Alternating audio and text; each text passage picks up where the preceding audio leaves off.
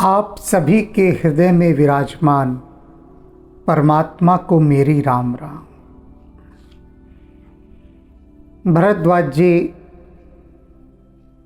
भरत जी की बहुत प्रशंसा कर रहे हैं और फिर प्रभु राम की भी।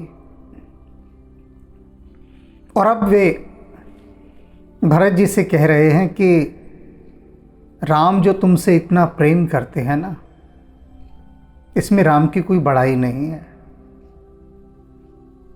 शब्द सुनिए उनके, यह न अधिक रघुबीर बड़ाई। और इतनी अधिकता के साथ भरत तुमसे जो राम प्रेम करते हैं ना, इसमें राम की कोई बड़ाई नहीं है। क्यों नहीं है? प्रणत कुटुंब पाल रघुराई, क्योंकि अपनी शरण में आए हुए सभी भक्तों की कुटुंब सहित पालना करना ये रघुबीर का स्वभाव है, उनका प्रण है। तो बड़ाई नहीं है, उनका स्वभाव है। तुम तो भरत मोर मत एहू, और तुम्हारे लिए भरत, तुम्हें देखता हूं तो तुम्हारे लिए मेरे मन में एक ही मत आता है, एक ही विचार आता है तुम्हें देखकर। क्या आता है भाई? बहुत बड़ी बात है कि भरद्वाज जी कुछ ऐसा कहने जा रहे हैं कि जिसके लिए उन्होंने इतनी बड़ी भूमिका तैयार की। भरत जी से कह रहे हैं कि तुम्हें देखता हूं तो तुम्हें देखकर एक ही विचार मेरे मन में आता है, धरे देह जनु राम सनेहु। कि यदि भगवान राम के भीतर जितना भी प्रेम है, जितना भी प्रभु राम के भीतर प्रेम है, करुणा है, दया है, जो भी है, उस सारे प्रेम को यदि किसी मूर्ति में समाया जाए तो जो मूर्ति निकल कर आएगी, जो रूप निकल कर आएगा भरत, वो तुम्हारा है। तुम राम के हृदय में समाये हुए प्रेम की जीवंत प्रतिमा हो, अवतार हो उनके प्रेम का। तुम इतनी बड़ी बात ये भरत जी ने कह दी, भरत जी के संबंध में भरद्वाज जी ने कह दी है। इतनी बड़ी बात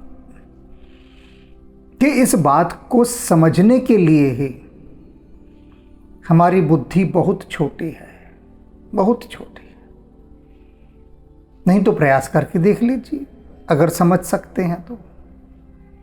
कतई समझ में नहीं आएगी ये बात, समझ से पार की बात है। कितना प्रेम है राम के हृदय में, सोच सकते हैं? पहले तो यही नहीं सोच सकते, तब जब यही नहीं सोच सकते तो उस प्रेम की जीवंत प्रतिमा को कैसे सोच सकेंगे? हम केवल नमस्कार कर सकते हैं, सोच नहीं सकते। तुम कह भरत कलंक यह है, और भरत तुम कह रहे हो कि ये सब जो हुआ ये कलंक है। जो भी घटना चक्र अभी घटा इतना बड़ा, कैकेयी ने जो 2 वर मांगे, तुम्हें सिंहासन देने की बात हुई, राम को वनवास दिया गया, तुम कह रहे हो ये सब कलंक है। तो भरद्वाज जी कह रहे नहीं, ये कलंक नहीं है। तुम कह भरत कलंक यह है, हम सब कहूं उपदेश। मैं क्या कह रहा हूं? तुम कह रहे हो कलंक है, लेकिन मैं कुछ और कह रहा हूं कि भरत ये हम सब के लिए बहुत बड़ा उपदेश है, शिक्षा है, प्रेरणा है। बहुत बड़ा उपदेश है ये। कैसे बड़ा उपदेश है? इतनी बड़ी घटना घटी, इसके पीछे भरद्वाज जी ने जो ये बात कही है कि ये हम सब के लिए बहुत बड़ी सिखावन है, उपदेश है। कलंक वलंक कुछ नहीं है भरत, सीखना है इससे, उपदेश लेना है। क्या उपदेश है? कि सब कुछ जब बहुत सुंदर चल रहा होता है, बहुत उपदेश छिपे हैं, मैं जितने संभव है वे सब बता देता हूं। अयोध्या में सब सुंदर चल रहा था, चारों भाई ब्याह कर आए थे, उत्सव ही उत्सव चल रहा था। और महोत्सव होने की तैयारी थी कि अगले दिन राम का राज्याभिषेक होना है। तो इतनी अधिक सकारात्मकता, पॉजिटिविटी, कि अब नकारात्मकता ने अपना खेल खेलना आरंभ किया, यानी नेगेटिविटी ने। तो पहली समझने वाली बात क्या है कि जब भी कहीं कोई बहुत अधिक पॉजिटिविटी होती है तो नेगेटिविटी वहां हमला करती है। पहली बात, सकारात्मकता के ऊपर नकारात्मकता हावी होने का पूरा प्रयास करती है, पूरा प्रयास। और वह प्रयास यहां दिखाई दे रहा है कि उस प्रयास ने पहले मंथरा को वशीभूत किया, फिर केकई को किया। केकई हो नहीं रही थी। जब मंथरा केकई को भड़काती है तो केकई उसे बहुत बुरा भला कहती है, बहुत, इतना अधिक बुरा भला कहती है कि मंथरा सहम उठती है। असहनीय है केकई के लिए वह सब बातें सुनना, लेकिन जो नेगेटिविटी है वो अपना रास्ता, अपना वे खोजने के लिए तैयार रहती है, प्रयत्नशील, कोशिश करती रहती है लगातार, और सबसे कमज़ोर हिस्से पर आक्रमण करती है। तो सिखावन क्या है, उपदेश क्या है कि बार बार बार बार बार बार यदि कोई आपके हृदय में आपके प्रेमी के लिए विष भरता है और आप सजग नहीं हैं और उससे विष डालने देते हैं अपने भीतर, तो फिर आपका हृदय विषाक्त हो उठता है। ये सिखावन है। भरत, तुम कह रहे हो कि ये कलंक है? नहीं, सारे संसार के लिए बहुत बड़ा उपदेश है ये। फिर दूसरा उपदेश क्या है? एक और उपदेश, उपदेश ही उपदेश हैं इसमें, शिक्षाएं ही शिक्षाएं हैं। क्या शिक्षा है कि अनेक बार जो निष्पाप और निर्दोष होते हैं, भरत तुम्हारे जैसे, उन्हें भी अपयश झेलना पड़ता है, अपमान झेलना पड़ता है, पाप झेलना पड़ता है, दंड भोगना पड़ता है, दुख सहना पड़ता है। सब विधिहात, विधाता विपरीत हो तो यह सब होता है। तो धैर्य धारण करना चाहिए, यह भी सिखावन है। और भी शिक्षा है। और क्या? वह जो तुमने प्रमाणित की है कि एक तरफ धन संपत्ति का लोभ हो और दूसरी तरफ प्रेम हो, तो प्रेम को चुनना चाहिए जैसे तुमने चुना। भाई के प्रति जो तुम्हारा प्रेम, ये जो इतनी बड़ी माया पसर कर तुम्हारे सामने आ गई थी अयोध्या के सिंहासन के रूप में, इस माया ने तुम पर कोई प्रभाव नहीं डाला, क्योंकि प्रेम की इतनी अधिकता थी तुम्हारे ऊपर। ऐसा एकनिष्ठ और अनन्य प्रेम भरत तुम्हारे हृदय में समाया। तो ये भी सिखावन है, शिक्षा है, उपदेश है संसार के लिए कि यदि तुम्हारे हृदय में दृढ़ प्रेम हो, तब ये माया प्रभाव नहीं डाल सकती, कण मात्र भी प्रभाव नहीं डाल सकती, जैसे भरत तुम पर नहीं डाला।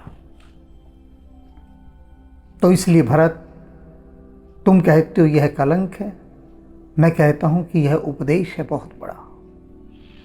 तुम कहें भरत कलंक यह, हम सब कहों उपदेश, राम भक्ति रस से धित भा यह समूह गणेश। कहते हैं और क्या है उपदेश इसमें सबसे बड़ा, कि राम की भक्ति, राम के रस में डूब जाना। ये सारा कुछ प्रकरण उसका श्री गणेश है, श्री गणेश है, कि कैसे संसार के समस्त सुखों को, ऐश्वर्य को, लोभ को, लालच को, सबको त्याग कर मनुष्य किस प्रकार से प्रभु श्री राम की श्री चरणों की भक्ति में लीन हो, कैसे उनके रस में लवलीन हो, ये सिखावन तुम दे रहे हो भरत। ये शिक्षा है बहुत बड़ी। और यह भाग्य है समय गणेशो, और ये श्री गणेश है उस समय का कि जब भक्ति का नया आयाम संसार को पता लग रहा है।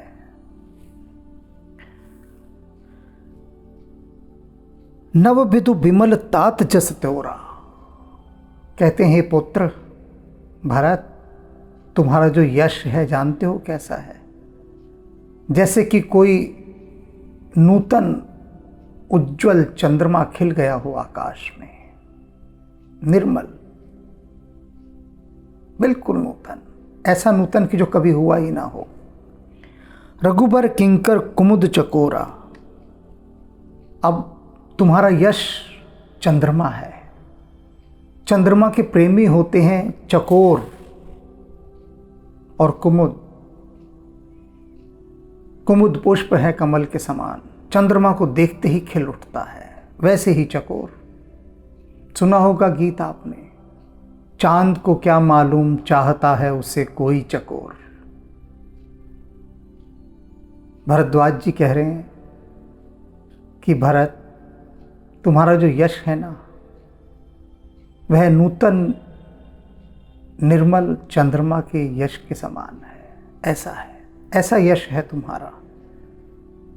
और फिर जो कुमुद और जो चकोर हैं, जो आनंदित हो रहे हैं, वे कौन हैं? वे हैं राम भक्त, जो राम की भक्ति में हैं।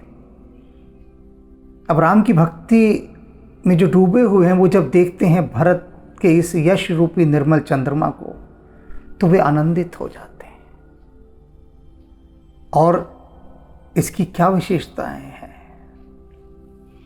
उदित सदा अथहि कबहु ना, यह सदा उदयमान रहता है, कभी अस्त नहीं होता, छिपता नहीं। बाकी जो चंद्रमा है आकाश में, वह अस्त भी होगा, उसका उदय भी होगा। कृष्ण पक्ष भी आएगा, शुक्ल पक्ष भी आएगा। तो जैसे ही चंद्रमा घटेगा, बढ़ेगा, अस्त होगा, उदय होगा, उसी के साथ साथ चकोर और कुमुद का सुख दुख भी बढ़ता और घटता रहता है। आकाश में चंद्रमा है तो चकोर और कुमुद दोनों प्रसन्न हैं। सुबह हो गई, चंद्रमा दिखाई देना बंद हो गया, दुखी हो गए दोनों। अमावस्या का काल आ गया, चंद्रमा नहीं है तो दुखी हो गए दोनों। तो कह रहे हैं ये जो दूसरा चंद्रमा है ना, आकाश वाला, तुम वैसे चंद्रमा नहीं हो, तुम तो नूतन निर्मल चंद्रमा हो, एक सबसे अलग, सबसे अलग। कैसे अलग कि तुम कभी अस्त ही नहीं होते, सदा विराजमान हो आकाश में। अब घट ही न जग नब दिन दिन दूना, तुम कभी घटते नहीं हो आकाश में, तुम सदा बढ़ते ही रहते हो, बढ़ते ही रहते हो। कभी घटना तो तुम्हारे उसमें है ही नहीं। ये जो तुम्हारा यश रूपी चंद्रमा है ना, ये निरंतर बढ़ता ही रह रहा है। कोक तिलोक प्रीत अति करही, और कहना, देखो मैं एक बात कह रहा हूं कि जो त्रिलोक है ना, ये तीनों लोक ये चकवे के समान है। त्रिलोक कोक प्रीत अति करही, और ये तुम्हारे इस यश रूपी चंद्रमा से बहुत प्रेम करेगा। आगे आने वाले समय में देख लेना, तीनों लोग चकवे बनकर तुम्हारे इस यश रूपी चंद्रमा को निहारेंगे, प्रेम करेंगे। प्रभु प्रताप रवि छब ही नहा रहे। अब ये जो आकाश का चंद्रमा है, इसकी एक कमी है कि जब भगवान सूर्य आते हैं तो उन सूर्य के प्रकाश के प्रताप से ये फीका पड़ जाता है। पूर्णिमा का भी समय हो तो भी दोपहर के समय चंद्रमा बिल्कुल फीका पड़ा होता है। किंतु भरत, तुम्हारा जो यश रूपी चंद्रमा है ना, यह अलग ही प्रकार का है, अलग, मौलिक। और इसकी मौलिकता क्या है कि प्रभु राम रूपी प्रताप का सूर्य जब उदित होता है तो श्री राम के प्रताप रूपी सूर्य के प्रकाश के समक्ष तुम्हारा ये जो यश रूपी चंद्रमा है, इसकी कांति फीकी नहीं पड़ती। ये तब भी जगमगाता रहता है, वैसे ही चमकता रहता है। निस्दिन सुगत सदा सबका हो, दिन रात यह सदा चमकता रहता है और सबका हो, सबको यह आनंदित करता है, तुम्हारा यह यश रूपी चंद्रमा। ग्रसहीन केकई कर्तव्य काहू राहु। ग्रसहीन केकई कर्तव्य राहु। केकई ने जो कर्तव्य किया है अपना, जो करनी की है, जो कार्य किया है, वो राहु के समान है और राहु चंद्रमा को ग्रस लेता है। किंतु केकई के कर्तव्य रूपी इस राहु का तुम्हारे इस यश रूपी चंद्रमा पर कोई प्रभाव नहीं पड़ेगा। केकई का कलंक रूपी राहु तुम्हारे इस यश रूपी चंद्रमा को कभी भी ग्रस नहीं सकेगा। ऐसा तुम्हारा यश रूपी ये चंद्रमा होगा और है। पूरन राम सुपेम पीयूषा। और कैसा है तुम्हारा ये चंद्रमा, जो राम के प्रेम रूपी अमृत से परिपूर्ण है। चंद्रमा से अमृत की वर्षा होती है, सोम की वर्षा। तो तात भरत, तुम्हारा यह जो नूतन चंद्रमा है ना, यह राम के अमृतमय प्रेम से परिपूर्ण है। गुर अवमान दोष नहीं दोषा। और इस चंद्रमा को कभी गुरु की अवमानना का दोष भी नहीं लगेगा। गुरु की अवमानना का दोष, भरत जी ने गुरु की बात नहीं मानी थी, तो गुरु की बात न मानने से दोष लगता है बहुत बड़ा। क्या बात नहीं मानी थी? गुरु वशिष्ठ ने कहा था कि यह राजाज्ञा है और मेरी भी यही इच्छा है कि तुम राज तिलक करवाओ। और भरत ने साफ इनकार कर दिया, सुंदर शब्दों में किया, इनकार कर दिया। उसकी जो ध्वनि थी, उसकी जो साउंड थी इनकार की, वह यही थी कि मैं आपकी बात भी नहीं मानता। चाहे आप गुरु हैं, लेकिन आपकी बुद्धि को भी विधाता ने भ्रमित कर दिया है। भरत जी ने ऐसा कहा वशिष्ठ जी को। सीधा सीधा ऐसे नहीं कहा कि आपका दिमाग खराब हो गया है, संस्कारी हैं, ऐसा कैसे कह देंगे। अभिप्राय यही था कि वशिष्ठ जी, हे गुरुदेव, आपका भी दिमाग खराब हो चुका है इन सब के साथ साथ। किंतु भरत जी ने सुंदर शब्दों में हाथ जोड़कर कहा कि गुरुदेव ने जो ऐसा कहा, इसका एक ही अर्थ है कि विधाता मुझसे विपरीत हो गया है। और वह लक्षण मुझे दिखाई दे रहा है, क्योंकि गुरुदेव जो विवेकशील है, उनके माध्यम से भी विधाता ऐसी बात कहलवा रहा है। इसका मतलब विधाता मुझसे विपरीत है।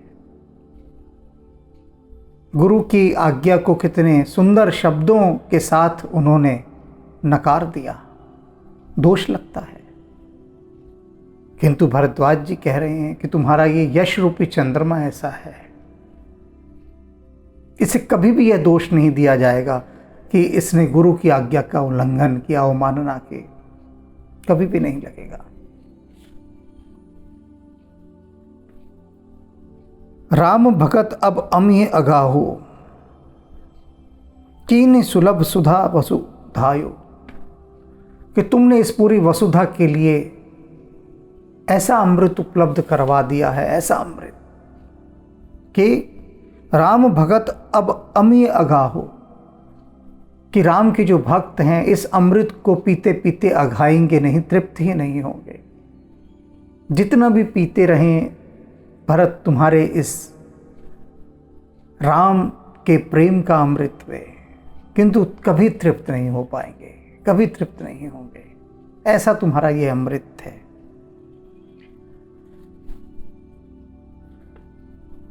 भूप भगीरथ सुरसर आने। कह रहे राजा भगीरथ धरती पर गंगा को लेकर आए। सुमिरत सकल सुमंगल खाने।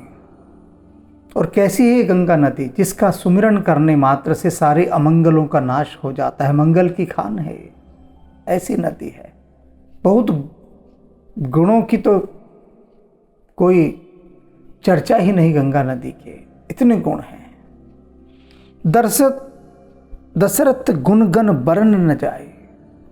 कहते हैं किंतु दशरथ, उनके गुणों को तो गिना ही नहीं जा सकता।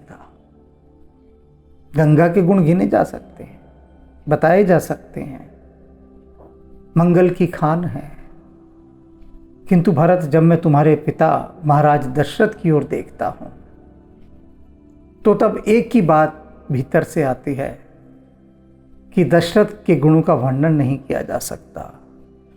अधिक कहा जहि सम जग नाहि, और बहुत अधिक कोई कहे कि नहीं नहीं और बताओ दशरथ के गुणों के बारे में, तो भरद्वाज जी कहते हैं फिर सिर्फ एक ही वाक्य कहा जा सकता है, अधिक से अधिक। क्या? कि दशरथ की बराबरी का कोई है ही नहीं। बात समाप्त। यही एक वाक्य बचता है आखिर, कि दशरथ की बराबरी का इस जगत में कोई नहीं है। बात समाप्त हो गई। अब कुछ कहने को बचा ही नहीं। क्या कहिएगा? एक ही हैं वे अपने आप में। तो कह रहे तुम उन दशरथ की संतान हो, उनके पुत्र हो। जासु सने सकोच बस राम प्रकट भय आए। कैसे हैं दशरथ? उनका गुण कैसा है कि जास स्नेह, जिनके स्नेह के वशीभूत होकर, सकोच बस, प्रेम के वशीभूत होकर, संकुचित होकर, अर्थात लजाकर, इतना प्रेम उनका राम के प्रति, इतना प्रेम राम के प्रति कि उस प्रेम से लजाकर, संकुचित होकर राम प्रकट भय आए। वे जो सच्चिदानंद घन रूप परमपिता परमेश्वर, वे जो राम हैं, वे पुत्र के रूप में ही प्रकट हो गए दशरथ के घर में। ये अधिकाई है, ये अधिकता है। इससे बड़ा और क्या वर होगा? इससे बड़ा और क्या गुण होगा कि परमात्मा स्वयं पुत्र बनकर आ गए। जे हर हिय नयन ही कबहू निरख नहीं अघाए। और कौन राम दशरथ के घर प्रकट हुए? कौन राम हैं वे? कैसे राम हैं वे? जिन्होंने पुत्र रूप में, तुम्हारे बड़े भाई के रूप में भी जो हैं, वे राम जो यहां पर आए इस धराधाम में, तुम्हारे पिता के पुत्र बनकर आए। जानते हो वे राम कौन है? जे हर हिय नयन कबहू निरख नहीं अघाए। कि भगवान शिव अपने हृदय के नेत्र से जिन राम को देख देख कर, निहार निहार कर कभी तृप्त नहीं होते, वे राम। समझ रहे हैं कि भगवान शिव अपने हृदय के नेत्र से सतत उनको निहारते रहते हैं, निहारते रहते हैं, निहारते रहते हैं, फिर भी तृप्त नहीं होते। एक सूफी फकीर ने गीत लिखा है अपने परमात्मा के लिए, पंजाबी में है। 2 पंक्तियां हैं, बता देता हूं। तैनू वेख वेख अख मेरी रज दिए ना, चीज दुनिया दी मैनू कोई जच दिए ना। तैनू वेख वेख अख मेरी रज दिए ना, कि तुझे देख देख कर मेरी आंखें कभी तृप्त ही नहीं होती, रजती ही नहीं। और वही भरद्वाज जी यहाँ बता रहे हैं कि भगवान शिव के हृदय के नेत्र कभी रजते ही नहीं, राम को देख देख कर तृप्त ही नहीं होते। वे राम दशरथ के पुत्र बनकर आए। तो दशरथ की क्या बड़ाई करो मैं। कीरत विधु तुम कीनी अनूपा।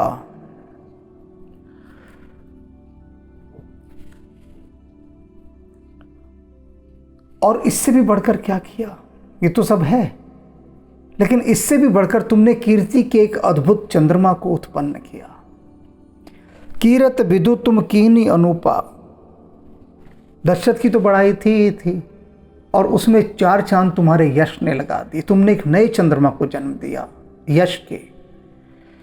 जहां बस राम प्रेम मृग रूपा, और जिसमें इस चंद्रमा के अंदर प्रभु श्री राम के प्रेम रूपी मृग के चिन्ह हैं।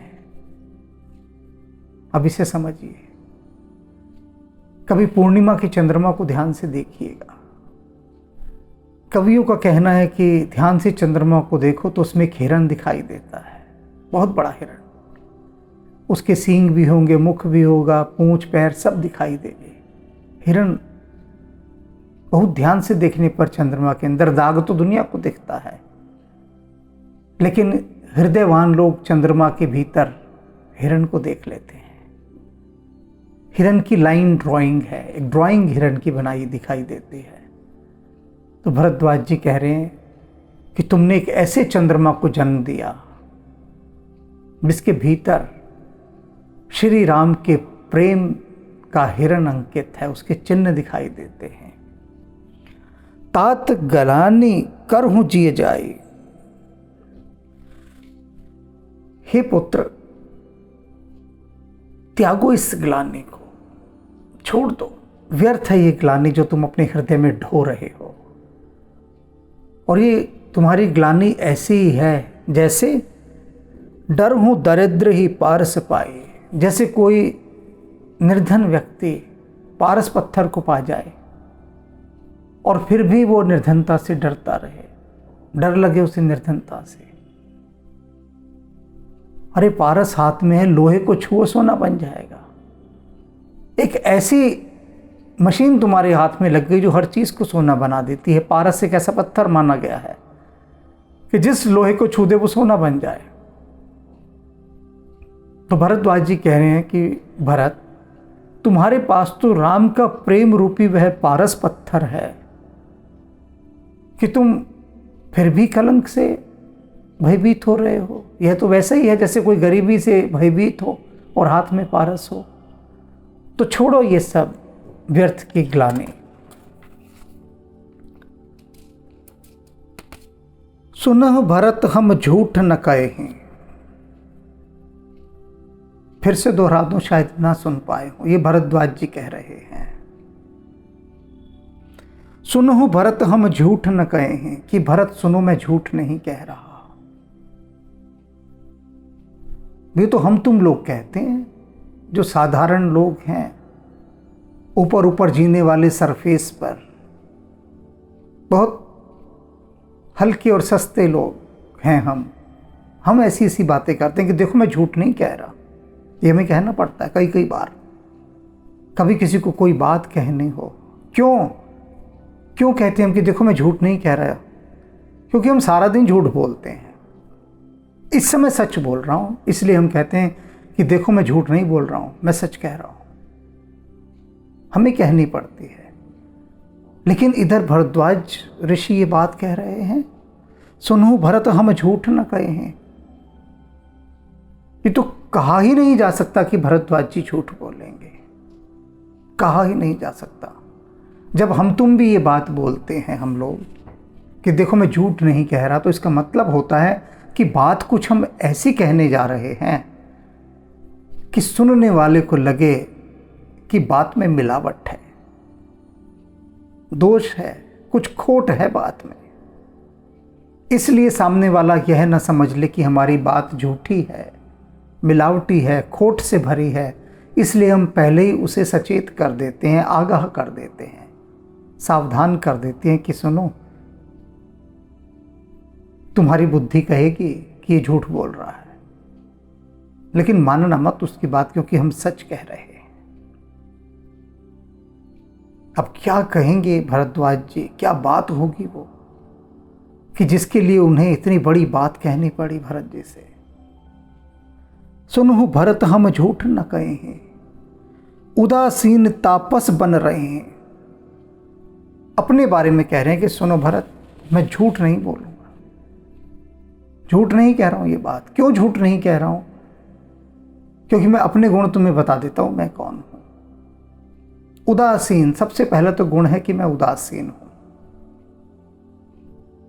कई बार मैं उदासीन का अर्थ बता चुका हूं। उत्त आसीन, जो बहुत उच्च आसन पर बैठा है। यहां उदासीन का अर्थ है जो किसी का पक्ष नहीं लेता, कोई फेवर नहीं करता किसी का, पार्शियलिटी नहीं है बिल्कुल भी। तो कहते हैं पहले तो भरत ये बात जान लो सुनने से पहले जो मैं कहने जा रहा हूं कि मैं उदासीन हूं। दूसरा तापस, मैं तपस्वी हूं। पहले तो उदासीन हो गया, दूसरा तपस्वी हूं। तपस्वी का क्या गुण होता है? वो किसी की मुंह देखी बात नहीं कहता कि जिधर देखी भरी परात उधर बिताई सारी रात। तपस्वी का ये गुण नहीं होता। तपस्वी वही कहता है जो उसे अपनी तपस्या के बल पर दिखाई देता है। तो भरद्वाज जी कह रहे हैं, मैं उदासीन हूं, तपस्वी हूं, और क्या हूं? बन रही ही जंगल में रहता हूं। अब जब जंगलों में रहता हूं तो मुझे नगरी से कोई लेना देना नहीं, नगर से कोई लेना देना नहीं, कोई मेरा लोभ नहीं, लालच नहीं। क्योंकि यदि मैं नगर में रहता होता तो मुझे वो सब सुख सुविधाएं चाहिए होती, तो मैं कुछ झूठ सच बोलता। जंगलों में रह रहा हूं, सारी आवश्यकताएं जंगल पूरा कर देते हैं, तो मैं क्यों किसी लोभ के वशीभूत होकर बात कहूंगा? इसलिए भरत सुनो, भरत हम झूठ न कहें। भरत सुनो, मैं झूठ नहीं कह रहा। सब साधन कर सुफल सुहावा। कहते हैं आज तक जितने भी मैंने पुण्य किए होंगे, जितने भी पुण्य, जितने जितने अनंत अनंत जन्मों में, तो उनका फल मिला। क्या फल मिला? लखन राम सिय दर्शन पावा। राम, लक्ष्मण और सीता का मैंने दर्शन किया। अनंत अनंत मेरे जन्मों के सुकृतों का, पुण्यों का ये फल मिला मुझे कि राम, लक्ष्मण, सीता, इनका मैंने दर्शन किया। और दर्शन भी कैसे किया? वो स्वयं चलकर आए। अब यहां से कुछ बात समझने आरंभ कीजिए। आप लोग ध्यान से सुनिएगा। भरद्वाज मुनि के अनंत अनंत जन्मों का उन्हें सुफल प्राप्त हुआ। क्या? राम, लक्ष्मण और सीता के दर्शन। तो अब इन तीनों के जब दर्शन हो गए तो इन तीनों के दर्शनों का भी तो कुछ लाभ मिलना चाहिए ना। हर चीज का लाभ मिलता है, इसका भी तो इंटरेस्ट कुछ आएगा ना, कुछ ब्याज इसका भी तो मिलेगा, लाभ इसका भी तो मिलेगा। ये तो फल की प्राप्ति हो गई। तो फल की प्राप्ति का भी तो लाभ हो तो और क्या लाभ मिल सकता है भाई? सोचिए आप।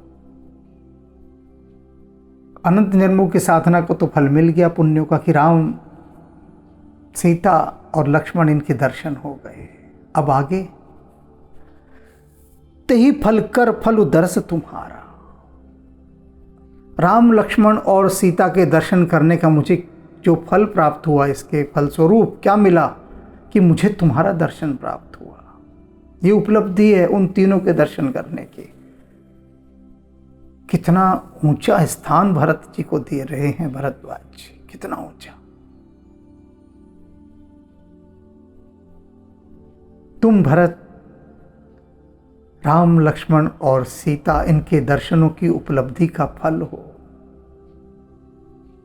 इसलिए भरत सुनहु, भरत हम झूठ न कहें। मेरी बात सुनकर भरत ये मत समझ लेना मैं झूठ कह रहा हूं। तुम वो हो भरत, तुम वो हो। सहित प्रयाग सुभाग हमारा। इस पूरे प्रयागराज के साथ ये हमारा सौभाग्य है भरत कि हम तुम्हारे दर्शन कर रहे हैं। धन्य भरत, धन्य तुम जस जग जाओ हो। हे भरत, तुम धन्य हो और तुम्हारा जो यश है वो युगों तक रहेगा। कह अस प्रेम मगन मुन भय हो। ऐसा कहने के बाद भरद्वाज मुनि प्रेम में मग्न हो गए। इतना कहने के बाद भीतर डूब गए, मगन हो गए। मन जब मगन भया तब क्या बोले। अब बोलने को कुछ रहा भी नहीं, सब कुछ कह डाला। और इतना सब कुछ कह डाला कि शायद हम इस सब कुछ को पचा भी ना पाए, समा भी ना पाए अपने भीतर। इतना सब कुछ कह डाला। सुन मुनि बचन सभासद हर्षे। सारे सभा के लोग, अयोध्या का मंत्रिमंडल साथ आया हुआ था। यह बात सुनकर कि भरत जी के लिए भरद्वाज मुनि ने इतनी बड़ी बात कह दी कि राम, लक्ष्मण और सीता के दर्शनों का सौभाग्य और उसका फल यह है कि भरत तुम्हारे दर्शन हुए, यह सुन के सब बड़े हर्षित हुए, बहुत प्रसन्न हुए। सभासद साधु सराय ही सुमन सुन बरसे, साधु सराहना करने लगे और देवता पुष्प वर्षा करने लगे। धन्य धन्य धुन गगन पयागा, प्रयागराज के आकाश में, गगन में ये धुन गूंज उठी, धन्य हो धन्य हो धन्य हो। सुन सुन भरत मगन अनुरागा, और इस धन्यता की धुन को सुनकर भरत जी राम के प्रेम में, राम के अनुराग में मगन हो गए। उधर भरद्वाज जी तो पहले ही मगन हो चुके हैं और इधर भरत जी भी मगन हो गए हैं। पुलक गात ही राम, सिए सजल सरोरुहु रैन। भरत जी का शरीर पुलकित हो रहा है आनंद के कारण। आनंद की ऊर्जा ऐसी उठ रही है कि शरीर कांप रहा है पुलक से। पुलक गात ही राम सिए, और उनके हृदय में राम और सीता की प्रतिमा विराजमान है। देख रहे हैं वो हृदय में राम और सीता। सजल सरोरुहु नैन, और उनके नयनों से अश्रु की वर्षा हो रही है। सजल हो उठे हैं नयन, वे नयन जो कमल के समान हैं। कमल नयन उनके वर्षा कर रहे हैं अश्रुओं की। कर प्रणाम मुनि मंडल ही, बोले गदगद बैन। भरत जी ने जो मुनियों की मंडली थी वहाँ पर, साधु समाज की, सबको प्रणाम किया और फिर अपने मधुर वचनों में बोले। अब इस आनंद की भावदशा में आंखों से अश्रु बह रहे हैं, हृदय में सियाराम को देख रहे हैं। गात पुलकित हो रहा है, रोए खड़े हो चुके हैं, और ऐसी प्रेम की मगन दशा में भरकर मधुर वाणी में अब वे जो समाज है मुनियों का, उनकी मंडली है पूरी, उन सभी से भरत जी अब कुछ कहेंगे। अभी नहीं बताऊंगा क्योंकि इतना सह नहीं पाओगे, आनंद भी नहीं सहा जा सकता।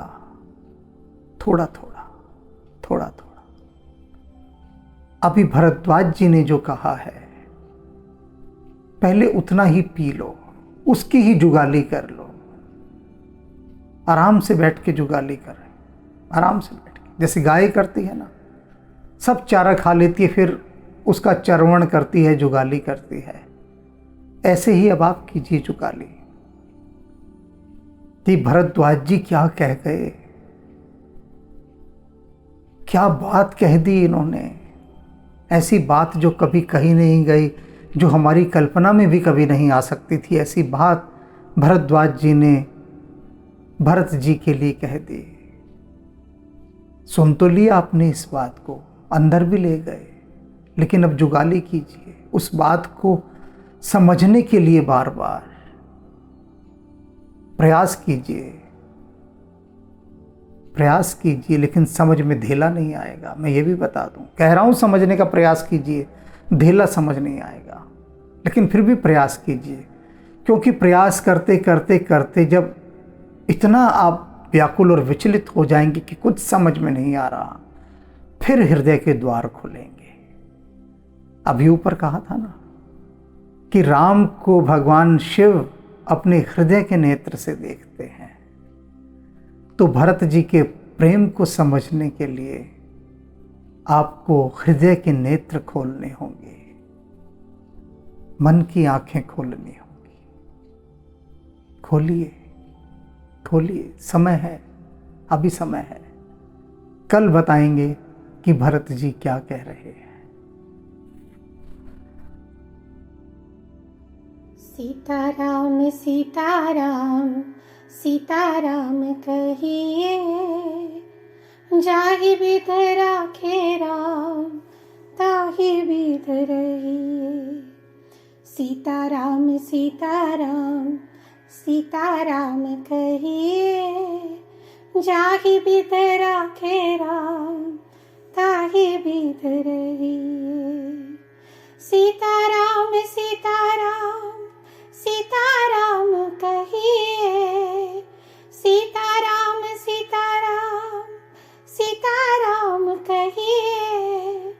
जाहि बिध राखे राम ताहि बिध रहिए।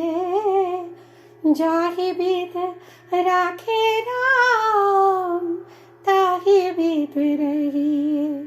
सीताराम सीताराम सीताराम कहिए। जाहि बिध राखे राम ताहि बिध रहिए। जाहि बिध राखे राम ताहि बिध रहिए। सीताराम सीताराम सीताराम कहिए। जाहि बिध राखे राम ताहि बिध रहिए। सीताराम सीताराम सीताराम कहिए।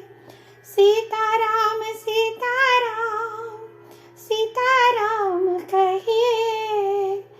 जाहि बिध राखे राम ताहि बिध रहिए। जाहि बिध राखे राम ताहि बिध रहिए।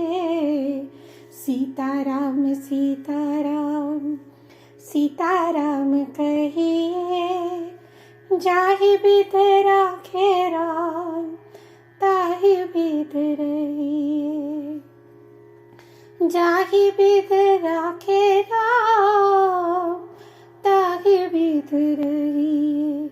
सीताराम सीताराम सीताराम कहिए।